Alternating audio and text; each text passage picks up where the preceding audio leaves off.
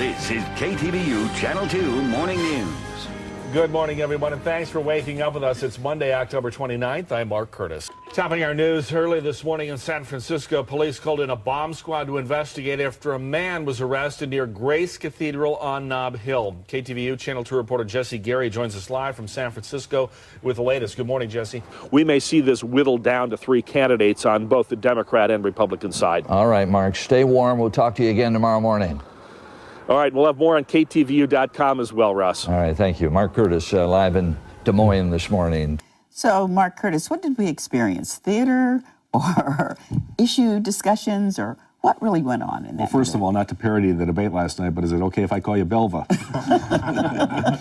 Look, politics is theater sometimes, and then politics is sometimes public policy. I think Joe Biden won last night by his sheer competence and his level of experience, and that he did not have to go on the attack against Sarah Palin. This morning, political analyst Mark Curtis finds himself in a polling place in Mountain House. It's a small community near Tracy. Good morning, Mark. Russ, good morning. Why have you chosen Mountain House to be this morning?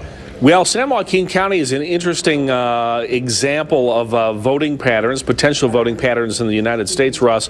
San Joaquin County has the 13th highest foreclosure rate in the nation on homes with delinquent loans. And, of course, that has become a big issue. It has rocketed to the top of the issues nationwide. And then the polls had him up about 15 points in New Hampshire, which was just 5 days later.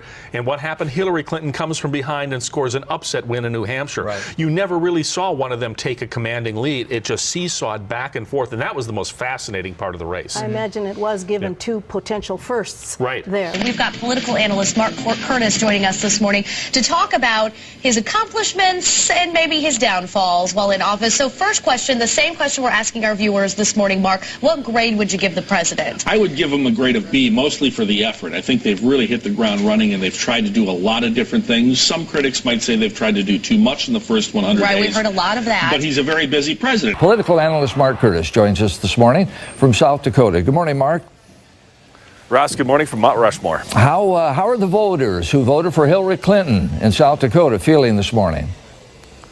Well, they were thrilled. The polls showed that Obama was likely to win South Dakota. The problem was those polls were taken back in March. There was not a lot of national polling done in the state until the final days. And to everyone's surprise, a poll came out yesterday showing that Hillary Clinton was up by 10 points. So her supporters here were thrilled, but obviously the outcome is not what they wanted. Barack Obama is going to be the nominee. 2 minutes after 5 o'clock, a man is fighting for his life this hour after he was shot outside of an Oakland gas station overnight.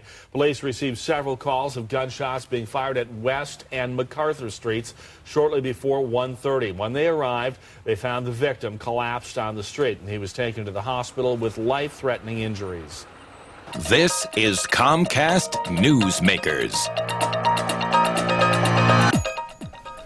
Hi, everyone, and welcome to Comcast Newsmakers. I'm Mark Curtis. We're discussing a very important issue in our communities these days, and that is the state of mental health care. All right, we want to bring you something, a little bit of some history here at Channel 2. From the award-winning Channel 2 newsroom, the KTVU Morning News. Good morning and welcome to the Morning News. I'm Mark Curtis. It was almost 9 years ago that a strapping young Irish boy from Milwaukee joined our team. Dave? Mark, good morning to you and welcome to the Channel 2 family. We've all changed quite a bit over the years and had many laughs. But Mark Curtis has guided us through many rough times and breaking news as well. Transportation links and communication sites today across Yugoslavia. Always with a voice of calm, reason, and reassurance.